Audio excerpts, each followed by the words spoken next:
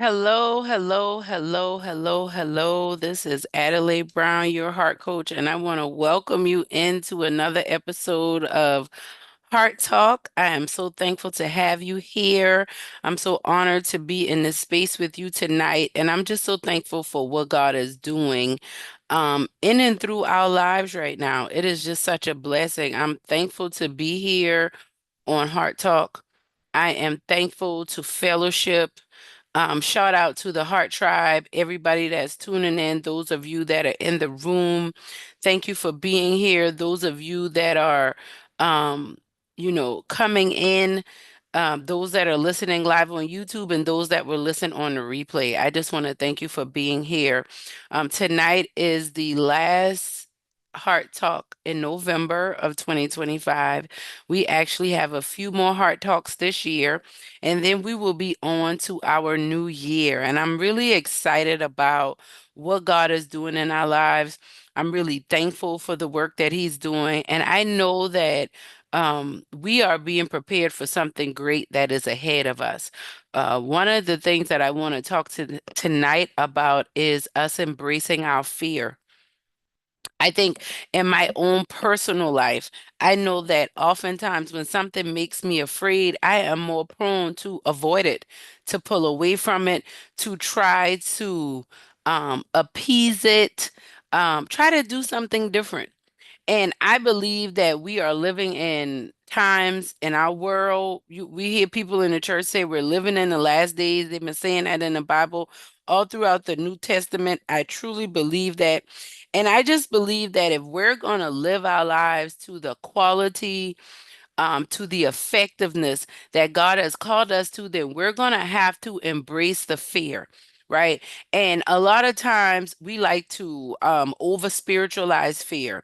We try to act like, fear isn't causing problems in our lives. We try to act like we're not worried about anything. We're not bothered by anything. We're not frustrated by anything. When the truth of the matter, we are. There are so many things that are going on in our life, and many of us don't want to be honest about how afraid we are of being alone. I know you're afraid of being alone, and I know you're afraid of not getting the love and the care that you so desire, and even more so, you give to other people because deep down inside, you're giving this because you really are desiring to get it back. And a lot of times we do that. We give to people. We give of ourselves. We are so selfless. But if we be honest, we do have ulterior motives. When we give to others and we're there for others, we do it because we know what that feels like. We know that that's a desire that we have. So we give to others in an attempt to get back in return. There's nothing wrong with that. But what we have to be honest about is that we do have fears that we face every day. We do have circumstances that are going on that are really maybe, like we like to say, it's a stick in my tire. It's causing me to stop or it's slowing me down. And so tonight, I was talking to God just about some things that I got going on in my life. And I was just being honest about the fear that I have, the fear of, I used to say fear of failure, but even when I start to break down the fear of failure, I even have to redefine how I define failure because I no longer see failure the way I used to. I used to think that failure was not getting the outcome that I wanted. That is no longer how I define failure. I define failure as not trying, not giving it any type of effort. That is a fail. But if you've tried, if you put some work in, if you put some effort in, then you're not a failure. There are other things that we could talk about, but you're not a failure in my book. But what I have found in my own life is that avoiding the fear, avoiding the fear, and I'm a look up just a simple definition of how do we define fear. We'll look at the Miriam Google definition of fear. Fear is defined as an unpleasant emotion caused by the belief that someone or something is dangerous, likely to cause pain or a threat. That's what fear is. An unpleasant emotion, that's the noun form. An unpleasant emotion caused by the belief that someone or something is dangerous, likely to cause pain or a threat, right? The verb form of fear is be afraid of someone or something as likely to be dangerous, painful, or threatening. So when we have these fears in our lives, one is unpleasant, and two, there's some belief that we have that someone or something is dangerous or likely to cause pain or likely to be a threat. A threat to what? A threat to what? What type of pain? What exactly is danger, right? And I want to talk about this because we're going into the holiday season. We're going into a new a calendar new year for many of us. And I just believe that we need to stop and quit trying to rush and push past the areas in our lives that are unpleasant, that we believe that are going to cause some type of harm, some type of threat. They're dangerous, and it just feels unpleasant. And just because something feels unpleasant, just because something seems like it's going to cause pain or cause a threat, it doesn't mean that it will. And it doesn't mean that you have to stop or alter your life as a result of it. And for me, for such a long time, I feared what people would think about me. I feared making a mistake and messing up, even though I was making mistakes and messing up all along the way. There are so many other things in life that I would have tried, that I would have done had I not allowed fear, this unpleasant emotion, because I had some belief that someone or something was dangerous or likely to cause pain or be a threat to me. So I adopted this lifestyle of trying to get it right, of trying to be that good girl, be that over high achiever so that you can protect yourself from fear, from the fears that you have, from the threats that are there, the people that threaten to take their love away when you're not good enough, the people that threaten to not be there for you because you tell the truth. Let's talk about fear. See, when we talk about a belief that something will be painful or pose a threat, for some of you, you fear telling the truth because your belief is once I tell the truth, I'm going to lose love. I'm going to lose affection. There are relationships that are going to fall away from my life because I told the truth. And because of that, you fear it. It's an unpleasant emotion that you are experiencing. But I want to ask you a question. Do you think it's going to get better by suppressing it? Do you really think your life is going to get better if you continue to go forward and not acknowledge and not confront the situations that are causing you to feel pain, to feel threatened, to feel like you're in danger? When I didn't pay my bills on time, it felt like danger because I was so afraid of being evicted. If you've never been evicted, then maybe you might not be afraid of being evicted. If you've never been fired, maybe you're not afraid of being fired. If you've never been if you've never had a car repossessed, maybe you're not afraid of that. But if you've ever been through a situation like that, then there's a very good chance that you have a belief that is an unpleasant emotion surrounding those things if you've had a negative experience. And that's with anything.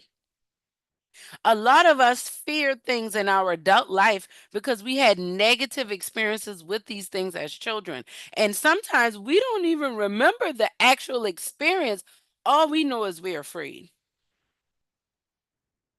When I was a kid, I was deathly afraid of dogs, and that went into my adulthood. I was very terrified of dogs. I did not like dogs, and my mom isn't afraid of dogs. My mom liked dogs.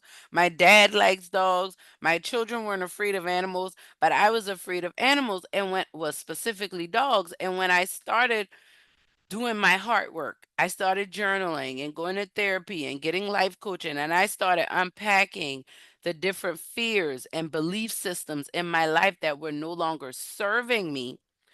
I started to unpack, why am I afraid of dogs? And I realized that when I was very young, I had an unpleasant experience with my family pet. because the dog was trying to protect me from going in the road. And so the dog was barking at me and trying to corral me back in the house. I was like 2 years old. And the dog barked enough to get somebody, my mom, my grandmother, my grandfather, somebody came out the house and saw that I was too close to the road, but the little dog was protecting me. That's what the adults saw. But me as a kid, that barking irritated me, it scared me, and I felt like I was afraid of dogs. I remembered that, vaguely remembered it, and I brought it up to her, and she was like, "There's no way you," my mom, she was like, "How could you remember that? And you probably were just 2 years old when that happened." But I remembered the dog barking and me being afraid, thinking he was going to bite my fingers. Like that part I remembered. And what I believe is a lot of us have fears in our lives because we went through things that we made ourselves forget. But what our bodies never forget. Your brain is so powerful that when you are a little kid, and many kids don't like, you don't develop certain reasoning skills until you get older in life. So, like ages 1 to 7, all you know is good and bad. You can't think, oh, that person wasn't in a good space. That's why they were mean to me. A child would think, I must have been bad. That's why they were mean to me. So, as a little kid, I formed my thoughts, the fear that I had, the belief that dogs were dangerous, that they posed a threat and they would cause pain, was because, of course, I know I saw things on TV, but in that moment, that dog was barking at me and made me so afraid. But that happened at 2 years old. But my whole life, I was known for being afraid of dogs. And so you might be going through a circumstance in your life and you wondering why I can't get my health together. Why is it that my finances keep going on this roller coaster ride? Why do I have such issues in my relationships? If you really start to unpack your life and really start to become more aware of your past, your circumstances, your surroundings, what's triggering you, you will start to understand better yourself as and your fears.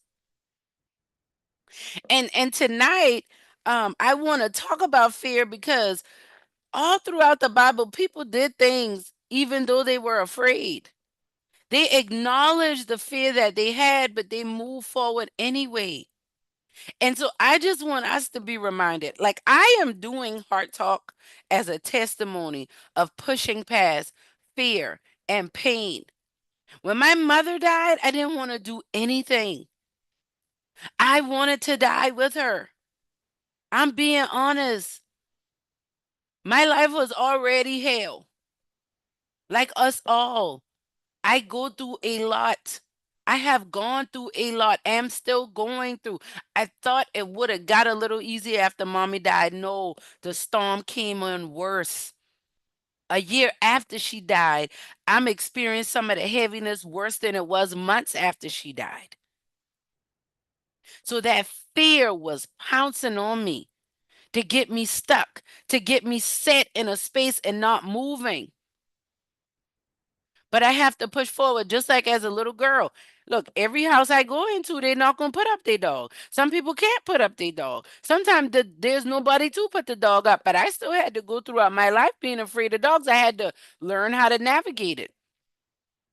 I'm not as afraid of them now. I don't necessarily play with them, but I don't run away from them because I was able to confront that unpleasant, uncomfortable belief system and tell myself a new story.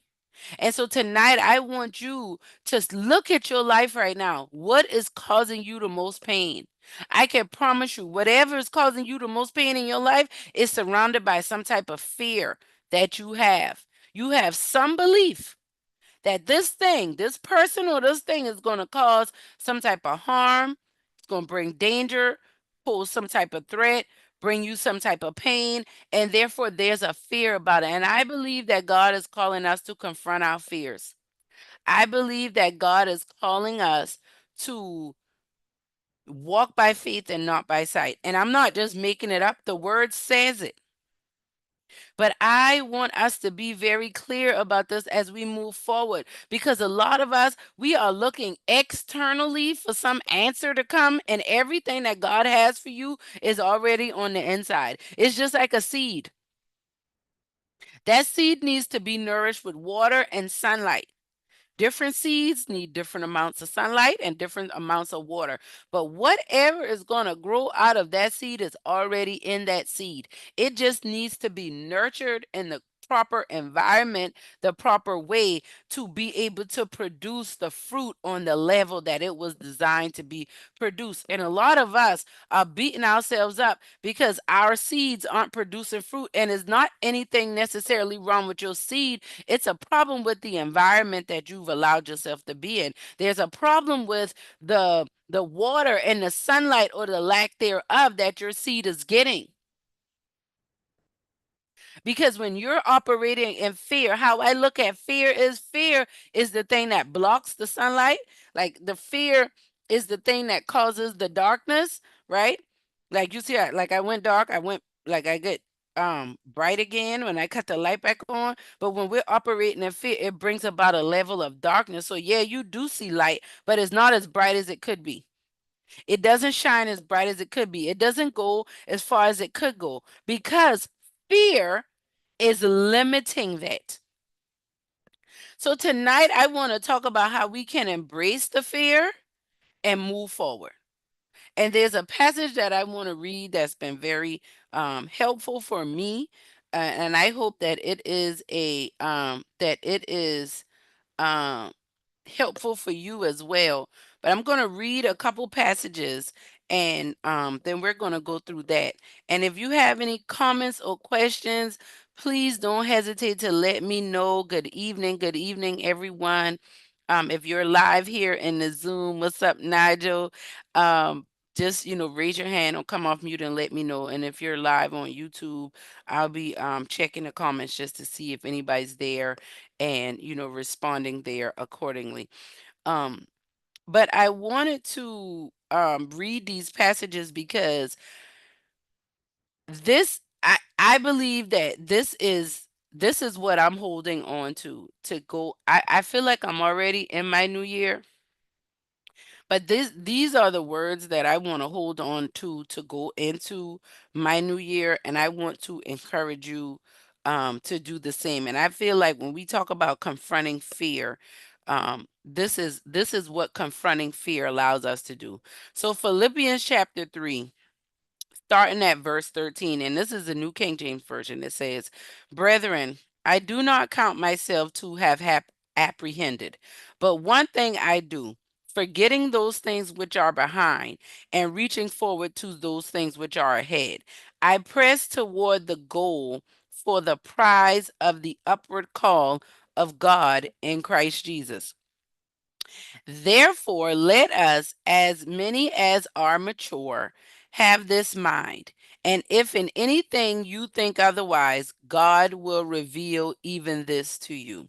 Nevertheless, to the degree that we have already attained, let us walk by the same rule. Let us be of the same mind. This mind that is in Christ Jesus. I'm going to read that in another version. But he's pretty much saying, look, I'm going to focus on the mark that's ahead. I can't focus on what's behind me, but this is what I'm going to focus on.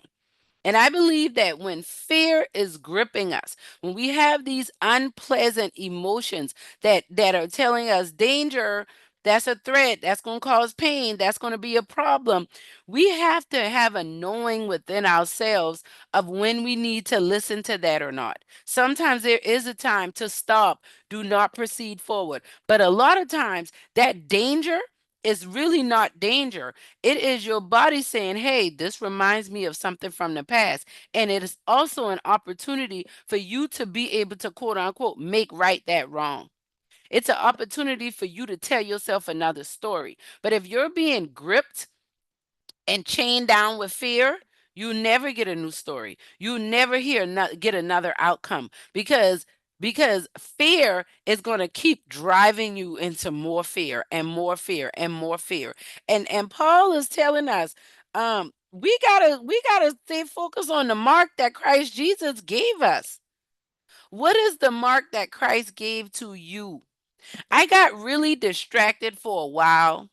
There was a season in my life where I said I was serving God, but I wasn't really, I mean, I was serving God, but I was serving my own ambitions. I had gotten so frustrated and so hurt in my marriage, in my just in my life with my kids, in my business, and I just kind of told myself that I'm not going to focus on all the pain and all the bad things that are going on. I'm gonna just work. I'm not going to give any of those things any more attention. I'm just going to devote all the extra time I have to working. I'm going to, any downtime I have, I'm going to focus that on working. That was not the agenda of Christ. That was my agenda that was being pushed forward by fear because I had fear of really dealing with those issues. Those issues were going to make me even more uncomfortable. It felt very painful and it felt like a threat to go and have conversations with family members that I love and business partners and, payment arrangements, all the things, right? And it seems a lot of times so much easier to just chase the bag. Let me just try to work so I can get enough money, so I can get enough money and just solve all of my problems. Because for whatever reason, we seem to think that you can get enough money to solve your problems.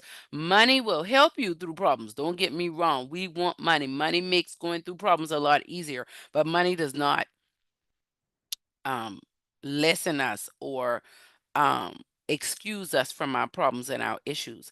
But I was guilty of that. I was guilty of trying to stay busy because I didn't want to confront the fears. I was guilty of trying to serve and help other people because I didn't want to confront the lack of service that I felt within myself.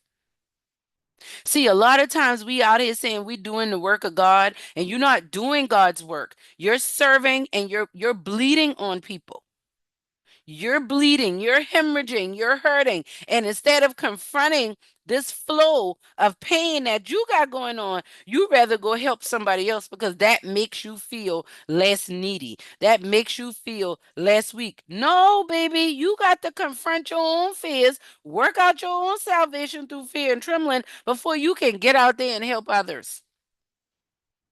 And that's something that I have had to like really lean into and realize, especially in this season of dealing with grief.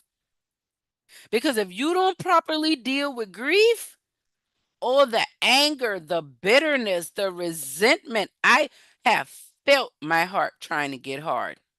When you watch movies of like something being full of life, and then it's like you can watch like the timestamp and it's like dying.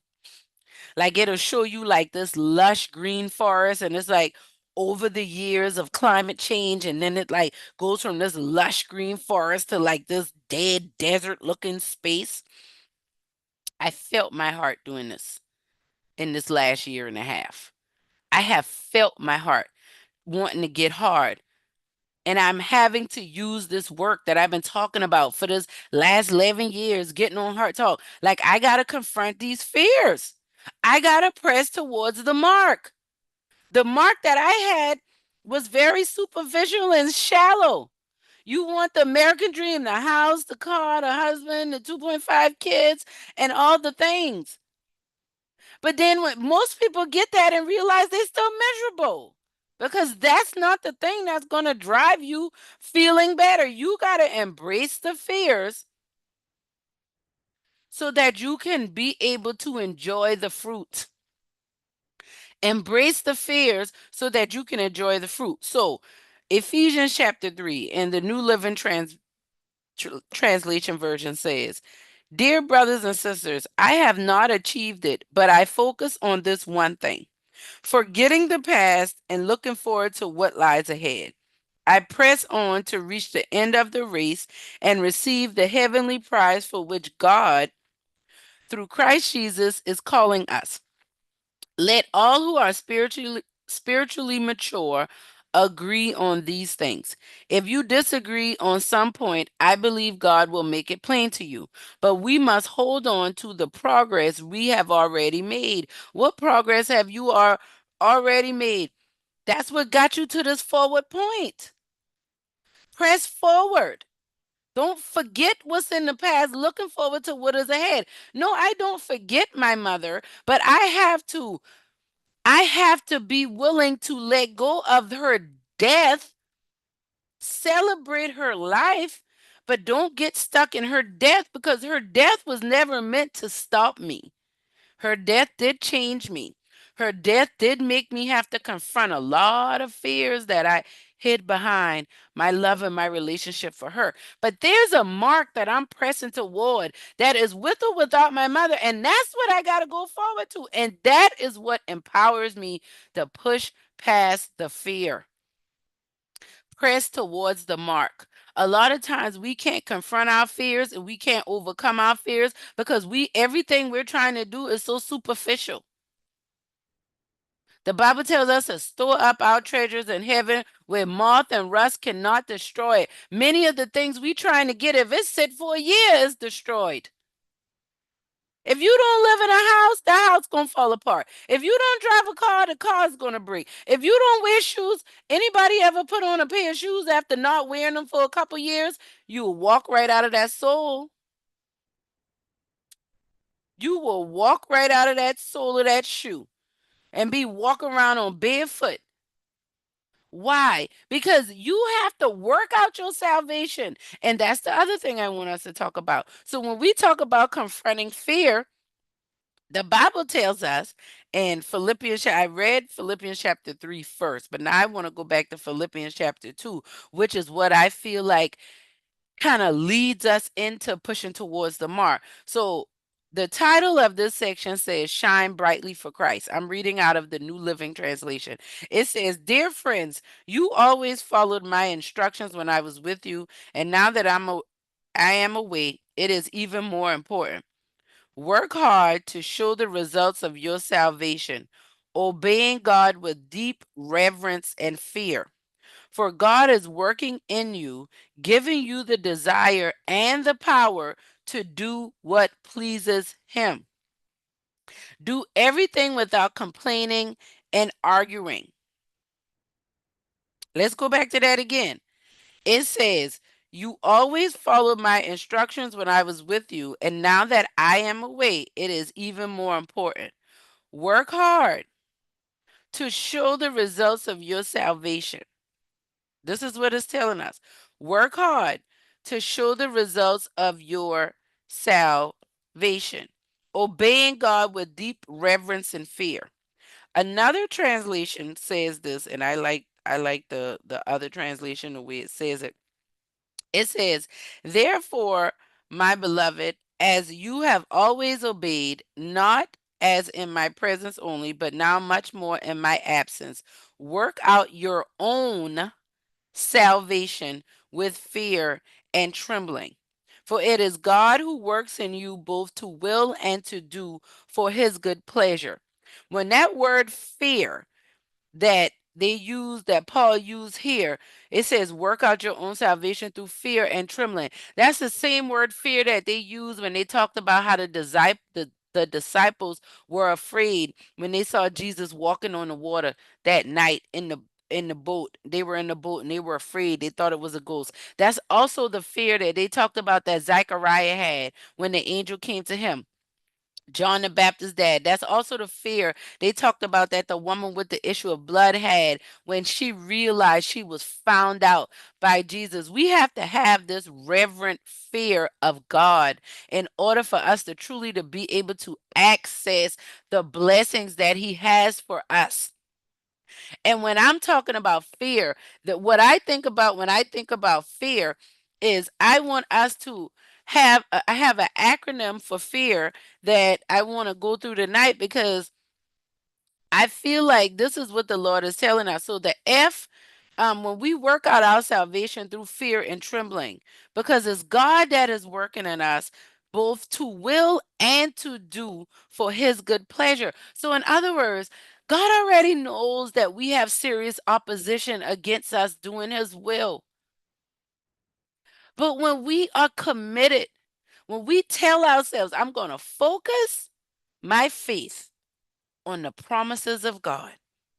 That's when we truly start to see the shifts and the transitions in our life. When I got on here September 30th of last year, did Heart Talk live again. Listen, I pushed past fear and I had to allow my faith to have a focus.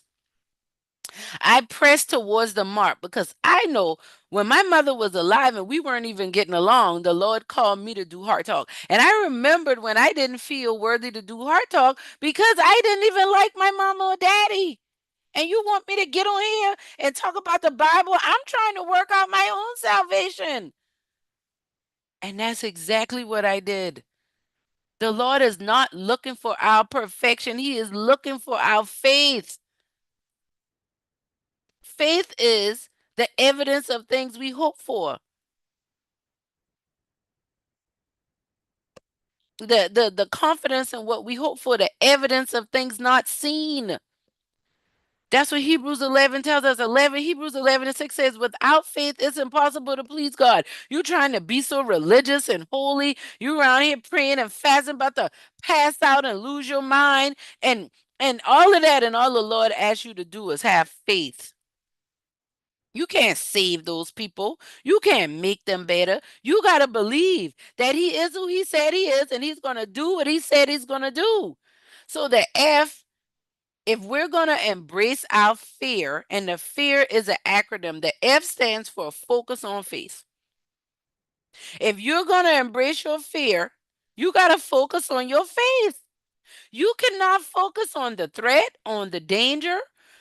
You cannot focus on the pain that you think it's going to cause. You can't even focus on that unpleasant emotion that's trying to stop you. Your brain, your body is trying to stop you, but you got to press towards that mark. Focus on your faith. And if you struggle with focusing on your faith, then that's where you start.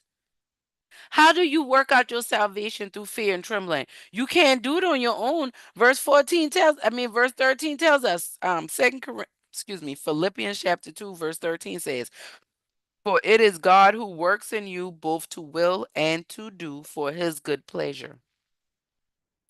The fact that you even have a desire to get it right and do good is because the Holy Spirit is moving in you, trying to move you in that direction.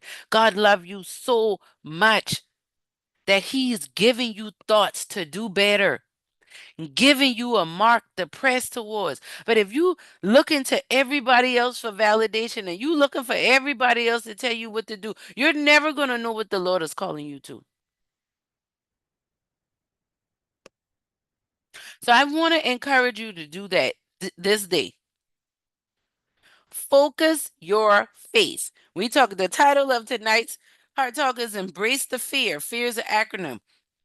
The F stands for embrace your focus on faith, right? That's what the F stands for.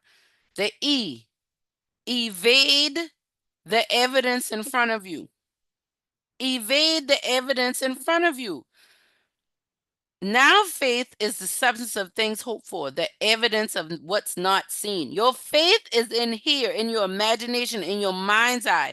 But you're going to have to evade. Let's define evade so you can, because I got all the words in here, because we got to get serious about this for real. Because we waiting for somebody to do something for us that God called us to do for ourselves. To evade is to escape or avoid, especially by cleverness or trickery. So you evade the evidence in front of you. For example, the Lord told you He's going to provide for you. The Lord told you you're going to get that house. And I've had this happen. This actually happened to me. When I went to go purchase my house, the evidence in front of me was I was already through the underwriting process, and then we get to the end, and the people told me because I have a repossession on my credit history, it was older than 2 years old, but the type of loan that I was getting for my house, I could not have any type of adverse. Okay, audio breaking up bad. Really? I don't know what's happening. Is it still bad?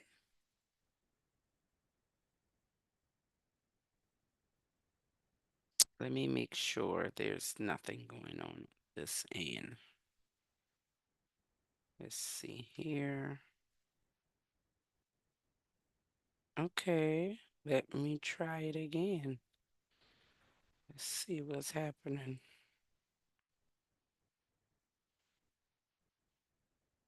Did it just start or has this been going on the whole time?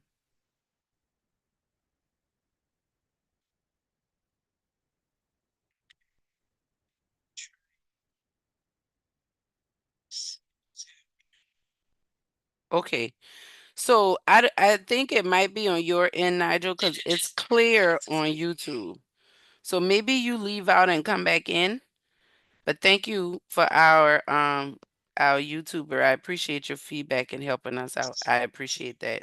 Um, so well, with that being said, I appreciate you. But try that, Nigel. Try to go out and come back in. Um, so when we look at the definition for the word evade, the definition for the word evade is to escape or avoid, especially by cleverness or trickery, right? So when we talk about evading the evidence in front of us, we're putting a twist on fear, right? We're not running from fear. So it means that when I look at the situation in front of me, I am going to avoid or escape this by cleverness or trickery. You're not lying to yourself, but the Bible tells us to speak the things that are not as if they were. So, what does that mean? Evade the evidence. So, when I was in the process of getting my house and the evidence in front of me was the repossession is on your credit. That's the evidence. It's in front of me. And I remember I was going through a home buying program and I called the lady that was the director of the program at the time. And I was like, look, I don't know what to do. Like, I'm buying this house.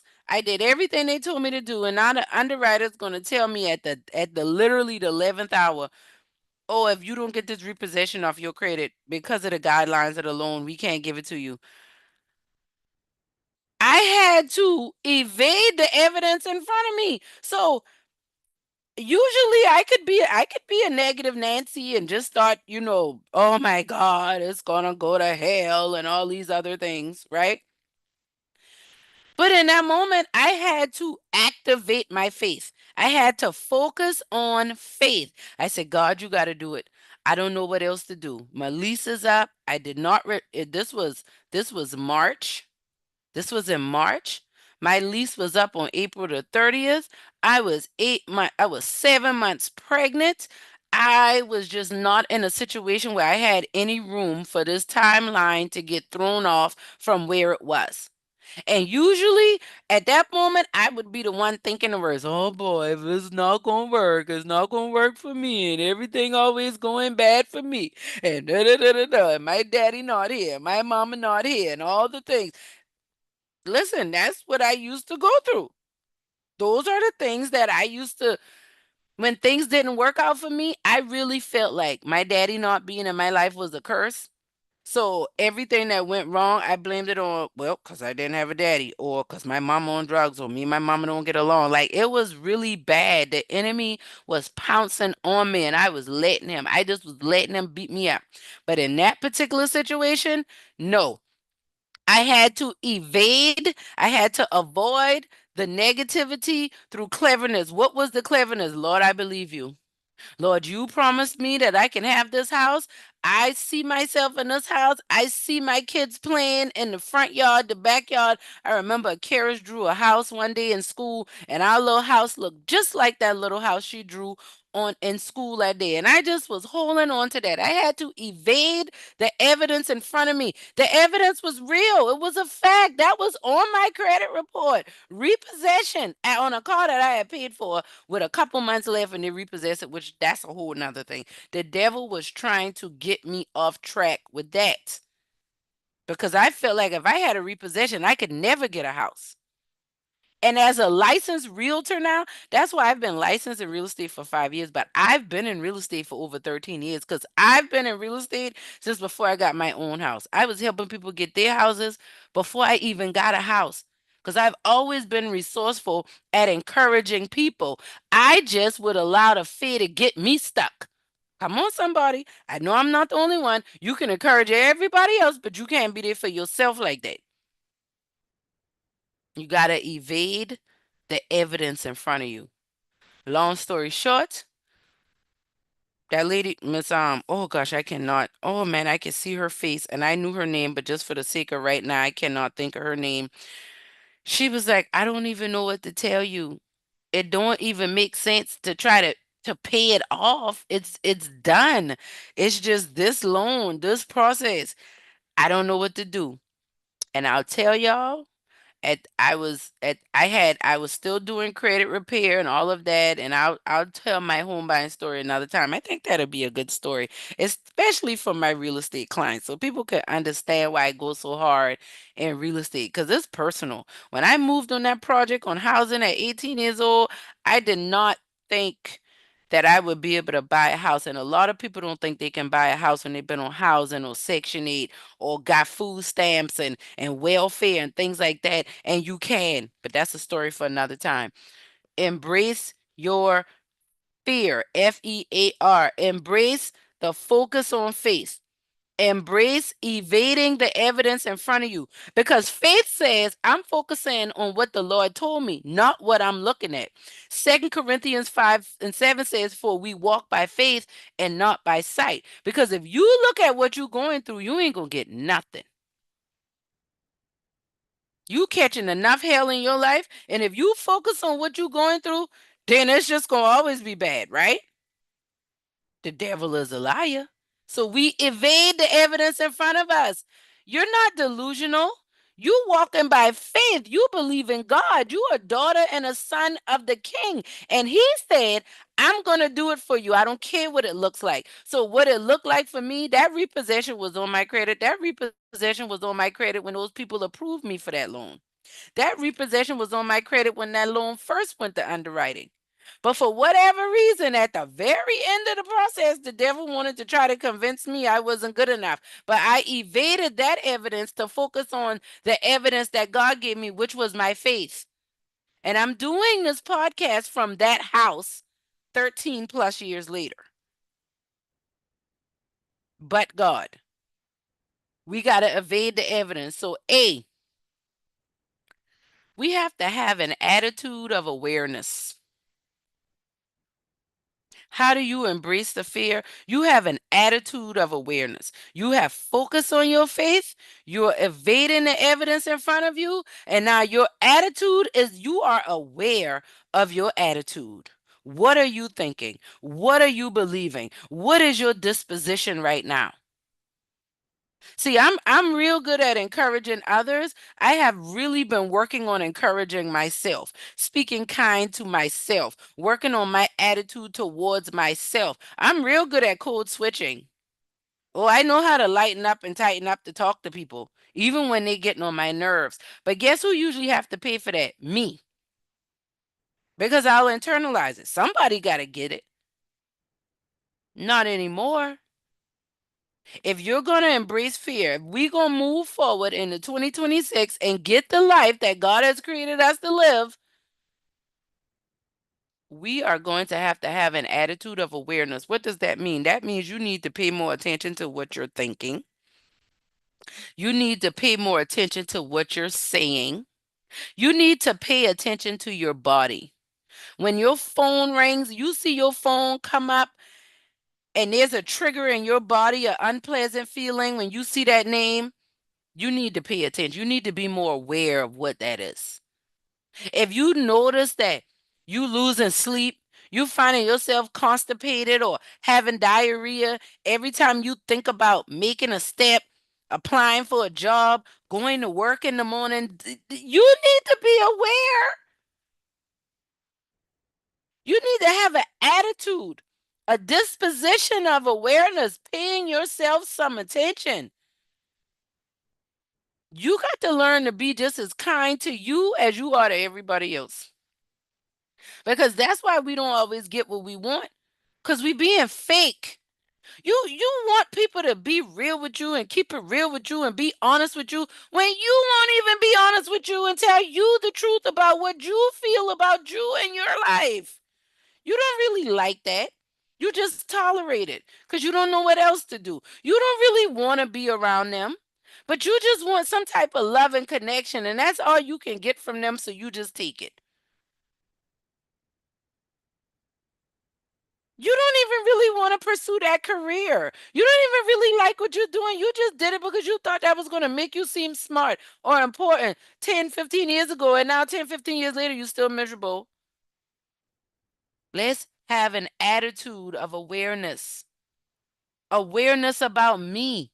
You could probably tell me what somebody else like to eat, what they like to wear, and all the other things. Tell me those things about yourself. What gets you going? What slows you down? What caused that little tear to drip down the side of your face onto the pillow that nobody knows about? Pay attention. You warding off panic attacks like it's normal. That's not normal.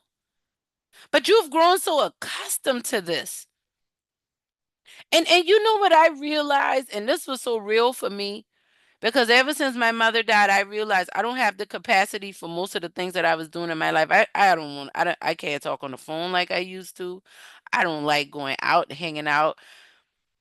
I wouldn't say that I have social anxiety, but one thing about going out now and being around, I used to love to go to like games and outdoor events and, parties, cookouts, festivals, all the things. Now I don't. The thought, I run into people all the time and say, "How your mama doing?" I don't want to do it. Like the thought of that. You talk about confronting fear. The thought of having to deal with the "how your mama doing." They don't know. I'm not trying to control them, but I'm trying to control what I got to deal with because I don't want to constantly be reminded about how dead she is either. But I can't avoid it, right? An attitude of awareness.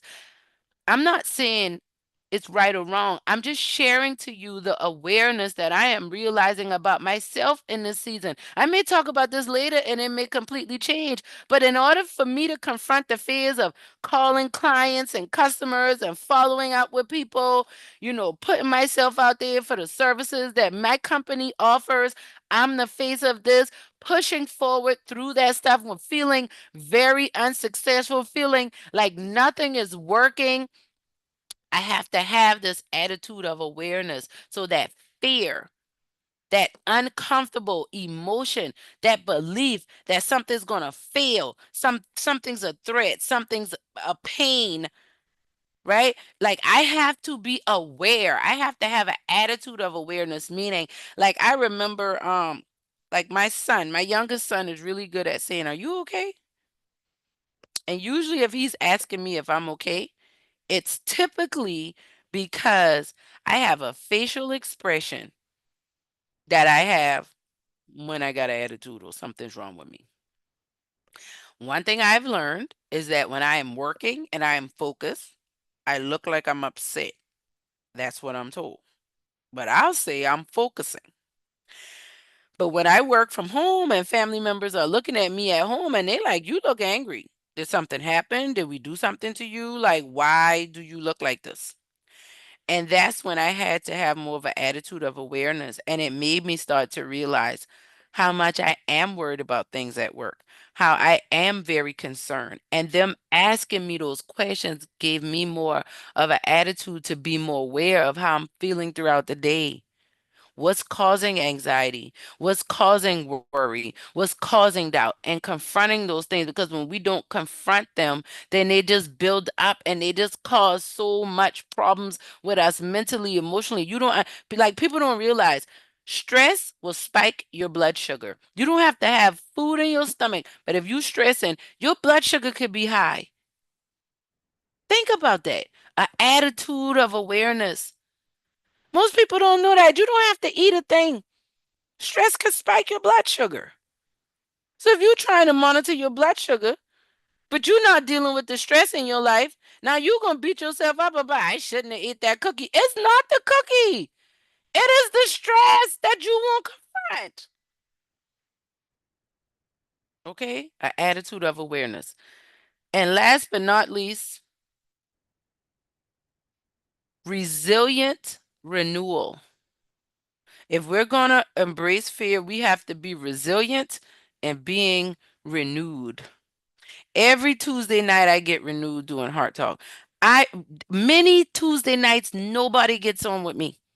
I'll go back and check, no views. But guess what? The Holy Spirit is there. The heavenly hosts are there. This ain't even about everybody else. This is about me being obedient to what God called me to and understanding that every time I get on here and do this, I am renewing. My soul is being renewed through resilience. Let me define resilience to you because we are all resilient in our own way, shape, or form. Resilience, adjective says, able to withstand or recover quickly from difficult conditions. Able to recover quickly from difficult conditions. That's the adjective. The other one, able to recoil, makes me think about a slinky. Able to recoil or spring back into shape after bending, stretching, or being compressed. I don't know about y'all, but like this last year, this first year of this Trump presidency has felt like you need to be resilient. Being black in America, Lord knows you need to be resilient. If you a child of God, I don't care what you look like, you got to be resilient. But in that resilience, we are being renewed.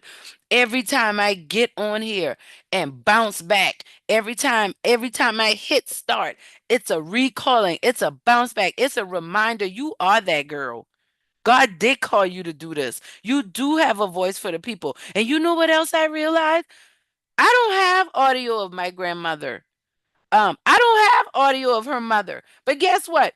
I can be dead and gone. Guess who could go back and look at this in some way, shape, or form? Grandchildren, great grandchildren. Who knows how long this is going to go down the generation, these transcriptions, these books. But if I'm not resilient to be renewed, then it will end. You got to be resilient to even allow God to renew you. You got to be willing to bounce back or bounce forward. You got to be willing to press forward. You got to fail forward. That's why you focus on faith. Don't focus on failure. Don't focus on shortcomings. You focus on faith and you watch God move in your life. So, this is why I'm telling you embrace the fear. Embrace the focus on faith. Embrace the evading the evidence. Embrace the attitude of awareness. Embrace the resilience towards renewal. That's how we conquer fear. Fear ain't gonna never go no place. You got to know how to embrace it and use it to empower you to get to where you need to be. Because you got this. We got this. I got this. You got this. We were put here for a reason. And just like you brush your teeth every day, wash your face every day, most of us bathe every day. You got to be reminded every day to push past, to focus on faith, to evade the evidence in front of you, to have an attitude of awareness. What is your body telling you? Listen to your body. Quit going against it. Be open to change. Be open to renew. God is trying to do a new thing in your life, but you're so afraid. Your fear has you stuck. Let's give a new twist on fear. I know we hear the acronym false evidence appearing real, but I got another one. The Holy Spirit gave me another one. Focus on faith. Evade the evidence. Have an attitude of awareness. Be resilient in your renewal. And we watch God move. All right? Anybody have any comments or questions? Anything you want to share? Shout out to my heart tribe on YouTube. Yes, we got this. I thank you for the love. Shout out to Nigel and Allure here in Zoom Live. Remember, we're live on YouTube every night, and you can interact like on every Tuesday night. But if you want to get on and talk and be on camera with me and ask even more questions, you're welcome to join our Zoom link. And if you don't have that and you would like to get it, go to the website adelaibrown.com, and or you can check out the link tree that's at the bottom of the page right here, https link tree backslash the heart connections, and from there you can sign up so that you can get the information and get the email notifications and all of that good stuff. um but I'm just thankful. I'm thankful to y'all. I'm thankful for the space. Yes, we got this. And guess what? We're just getting started. Don't be so hard on yourself. The Bible tells us the race is not won by the swiftest, but by the one that can stay the course. That's why the tortoise beat the hare. The rabbit moved way faster than the tortoise, but the tortoise knew how to pace himself. And he had a strategy, and that strategy caused him to beat the speed. Don't you get caught up in these people. These social media streets, these people be lying. All you seeing is the highlight reel. You don't know what's going on behind the scenes. Whatever you got going on in your life, just know that you're doing better than you thought you were. And tonight is a reminder of that. Okay? Let's embrace the fear, right? Let's focus on our faith. Let's evade the negative evidence that might be in front of us. Let's have an attitude of awareness. Let's listen to our bodies. Let's listen to what the Holy Spirit is telling us. And let's move forward with a resilient attitude towards renewal. All right. Okay. Well, I love y'all. I thank y'all for being here. And I really want you to know that I do not take it lightly that y'all spend this time with me on Tuesday. I am so thankful that we are doing this hard work together. We are growing heart equity together, personal, relational, and financial wealth that we obtain through authentic living. And I believe that it's all going to benefit us. Um, it already is. And as we continue to move forward, we will see that even more.